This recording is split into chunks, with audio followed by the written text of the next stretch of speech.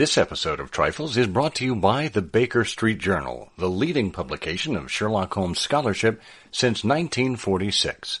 Find them online at bakerstreetirregulars.com. Welcome to Trifles, a weekly podcast about the Sherlock Holmes stories. It is, of course, a trifle, but there is nothing so important as trifles. Yes, the stone was Mazarin, the carbuncle was blue, and the mane was lion, but there are so many other details to pick apart in the stories. Pray, be precise as to details. You know the plots, but what about the minutiae? Have you ever stopped to wonder about what kind of chemistry experiments Sherlock Holmes was running? Or what a yeggman is? Or why Holmes's index was sorted haphazardly? You are very inquisitive, Mr. Holmes. It is my business to know what other people don't know. Scott Monty and Burt Wolder will have the answers to these questions and more in Trifles. The game's afoot.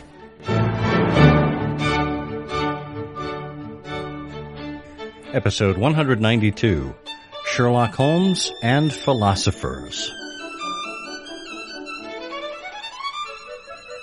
Well, hello and welcome to Trifles, the Sherlock Holmes podcast where we look into some of the details in the Sherlock Holmes stories so you don't have to. I'm Scott Monty. I'm Burt Wolder. And Burt, I have to ask, it's a natural question when we're considering philosophy, to be or not to be? Yes, that is exactly right. But it's a step on the way to C, D, E, and F, I think. Apartments, C, D, and F? Yes. No, yes, or the other answer to that is 221B. Or not 2B. There you go. Yeah. Well, this episode is 192. You can find it at ihose.co/trifles192, all lowercase, and that will take you to our web presence at sherlockholmespodcast.com. If you'd like to leave us a comment there, feel free. You can also email us at trifles@ihearofsherlock.com and find us on Facebook, Instagram, and Twitter as I Hear of Sherlock. You can listen to the show on YouTube. You can listen to it directly on our website or on any of the major podcast platforms.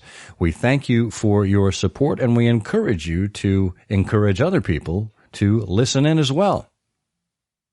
Well, we were first inspired by Sherlock Holmes and philosophy after you brought an article to my attention, Burt, and it's from our dear friend Andy Solberg. And Andy, I had first come across in the hounds of the internet, maybe, 20 or so years ago, where he signed his name on the hounds as Cogitat Ergo Est. Now, that's a little different from the classic cogito ergo sum. Cogitat ergo est is he thinks, therefore he is. And it was born out of Andy's interest in Sherlock Holmes and philosophy, which went back probably another 10 or 15 years before that. And it was this article in the Baker Street Journal in 1976 that you suggest that drew you to make the suggestion that we talk about Sherlock Holmes and philosophers in the canon. It's a wonderful article. And Andy begins, I had remembered it from years ago, but I had an opportunity to reread it after having some email conversations with another Sherlockian in Florida who was curious about Holmes and philosophy. And this is just an example of what you can find in the Baker Street Journal, but it's also what you can find as an example of, someone who's got a real knowledge of a particular subject and who brings that subject expertise to bear on the question of Sherlock Holmes. And it's just a wonderful article. It's a wonderful essay because it operates with a very wide lens, looking at the entire canvas of philosophy, and then very practically at Holmes. And where Andy begins here is with, he says, we're first struck when you start to think about this, for all of Holmes's worldliness, his pure philosophical Britishness is very striking. And Andy says, it extended from the top of his philosophical head to the tips of his criminological toes. But the lovely thing about this is Andy gets right to Locke and Hume, traditionally British philosophers. He talks very interestingly about the difference there in that perspective with continental philosophers who tended to balance what he's the vast system of deduction upon one point of metaphysical principle. So when we talk about Holmes and philosophy, we're really talking about it's basically reasoning, it's basically reinterpreting the world, it's basically understanding experience, understanding your role in society, understanding the larger universe. And it's just a great starting point. And there's a lot, Andy goes on to say, which gives a picture of Holmes in 19th century England. And I suppose we'll talk about that and some other things. Well, it does seem logical that Holmes would be of the bent of philosophy that tried to make sense out of the world around him. I mean, that's pretty much what the Victorian world represented.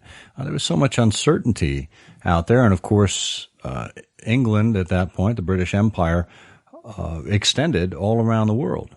They were conquerors and colonizers. This was the course of the empire. And as part of that, they obviously discovered, civilizations and societies at very different stages of development. And between that and the Industrial Revolution, I think you began to see a lot more certainty brought to the world out of what once had been a very scary and uncertain world. And that's largely what Sherlock Holmes represents. He creates order out of chaos. And that's not just a Victorian bit of human nature. I mean, I think we all want order where there is chaos. Although, you look in my teenager's bedroom, you wouldn't know that. I would like order out of the chaos that is his bedroom, but he wouldn't. But again, it's a very natural kind of thing. And I think the notion of, who was it, positivists? Is that the segment of philosophy we're talking about here? That all could be known would be gotten through scientific observation. And that's exactly the Sherlockian method.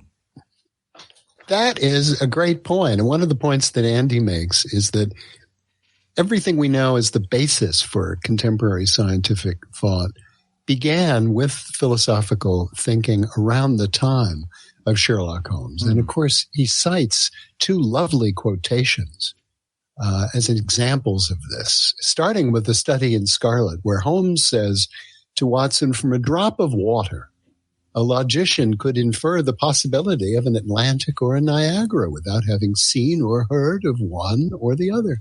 So all life is a great chain, the nature of which is known whenever we're shown a single link of it.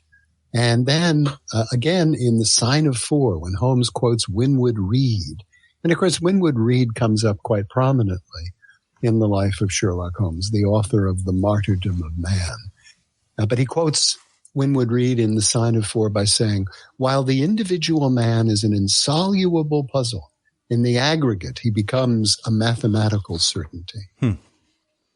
Now that's fascinating because Winwood Reade was not the traditional type of Enlightenment philosopher that one might expect. You know, when you're coming from the British background of Hume and Locke, it would seem Immanuel Kant would be in that same kind of category. And I think it was in Samuel Rosenberg's Naked is the Best Disguise. Rosenberg posits that Professor Moriarty was modeled after Friedrich Nietzsche. And that's, of course, Holmes's Napoleon of Crime.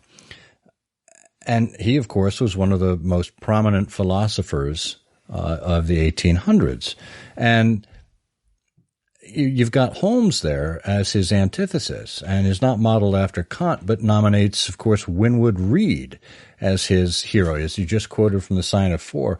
And Winwood Reade was, of course, a positivist, a man who Andy said has little need for dogmatic metaphysics.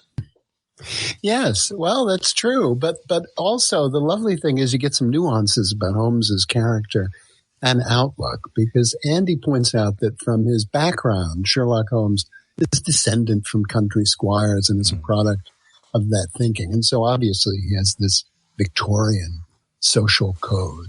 But Holmes, while he holds financial power in little regard, as we see from time to time, he tends to defer to political power as an institution.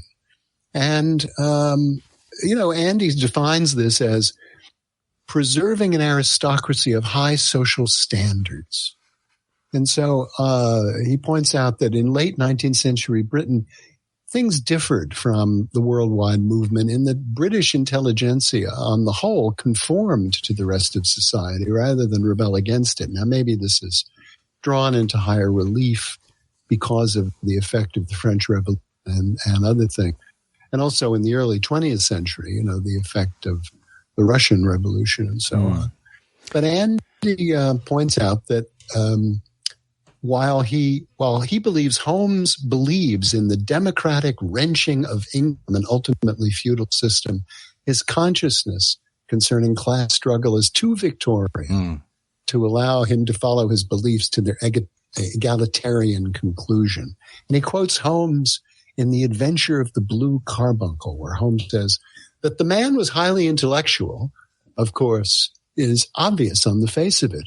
He had foresight, but he's less now than formerly, pointing to a moral retrogression which, taken with the decline of his fortunes, seems to indicate some evil influence, probably drink, at work upon him. And of course, he's drawing his conclusions from a bowler hat left behind by, or discovered, that had belonged to Henry Baker.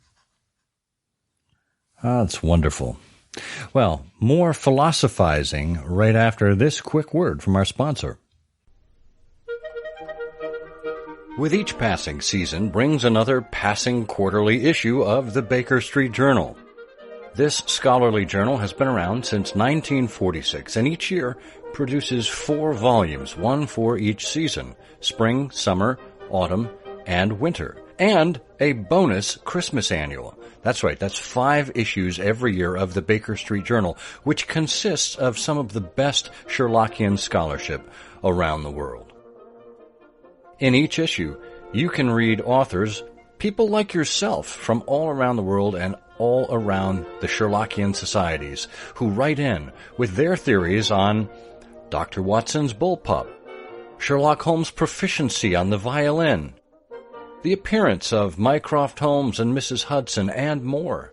If you can imagine something interesting to write about in the Sherlock Holmes stories, then someone probably will, in the Baker Street Journal. Are you subscribed? Get over to BakerStreetIrregulars.com and make sure you are part of the BSJ tradition today.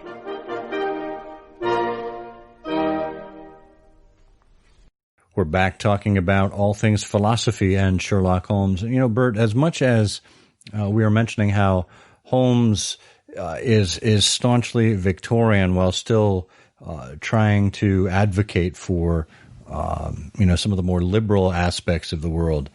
There was one thing that Andy pointed out that struck me, and you almost touched on it. You said he defers to political power as an institution.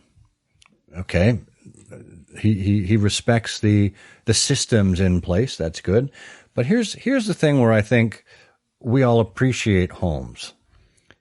Andy writes, he holds the individual who flaunts that political power or expects such deference in contempt. And I think that's Sherlock Holmes, the iconoclast. Sherlock Holmes, who is not going to put up with hypocrisy or ego or anything like that, that he's willing to consider individuals on a relative flat plane and is just as willing to diss the King of Bohemia as he is Watson or, someone he happens to have as a client. Well, it's a great example, but, this is a characteristic of Holmes' character that I don't know that we've talked about before, because the underpinnings there of that observation that he holds in contempt individuals who flaunt political power or expect deference. And that's because Holmes values real accomplishment, achievement, real talent.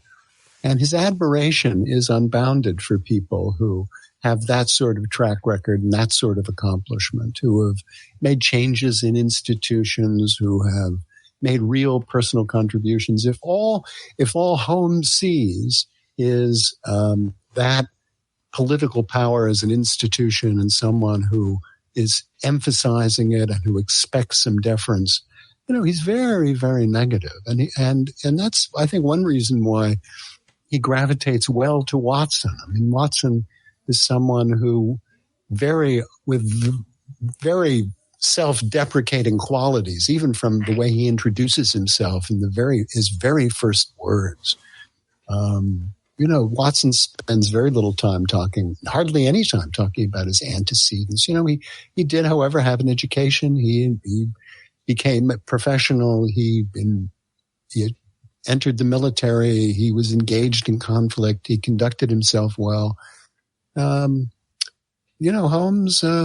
gravitates to people of real accomplishment through talent and work, and not solely from position.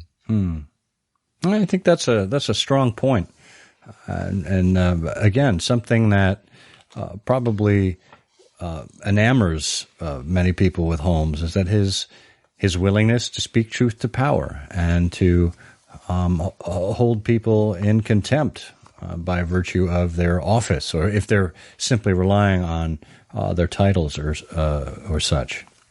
Yeah. Well, why don't we get to a kind of a final examination here, and that is with respect to Holmes's theories on God and the cosmos. Oh, good. Yeah.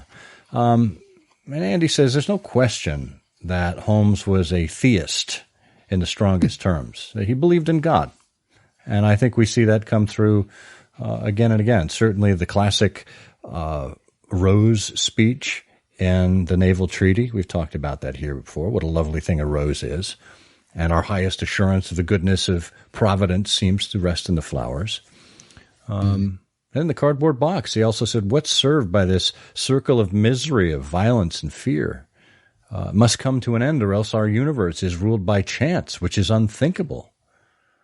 Right? So clearly Holmes holds out some kind of belief in a greater being, capital B.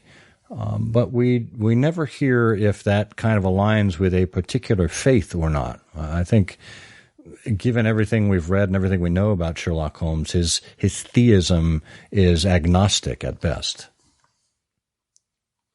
Well, I think that's true. And Andy makes another connection back to Winwood Reade, whom we've already mentioned, and whose book, The Martyrdom of Man, which actually I read, and actually I remember probably nothing from reading it. It's not the best book in the world. But Reade believed, says Andy, in a non-personal, indescribable God of a less benevolent nature than Holmes saw. And, I think, that's interesting because, Holmes is a fighter for justice. And Andy points out that occasionally, I think in The Sign of Four, Holmes paraphrases a philosophical comment that man's greatness lies in his perception of his own smallness in relation to the forces of nature. And that's very connected to Holmes as a fighter for justice and Holmes' belief in man's relationship to an ultimate power. I like that. And it's a fitting place to end because I think our podcast's greatness is only in relation to its triflingness. And that is just a trifle. It is, of course, a trifle, but there is nothing so important as trifles. Please join us again next week for another installment of Trifles. Show notes are available on SherlockHolmesPodcast.com. Please subscribe to us on Apple Podcasts and be sure to check out our longer show, I Hear of Sherlock Everywhere, where we interview notable Sherlockians and share news of the Sherlockian world. You've taken my breath away, Mr. Holmes. You have less frontal development than I should have expected.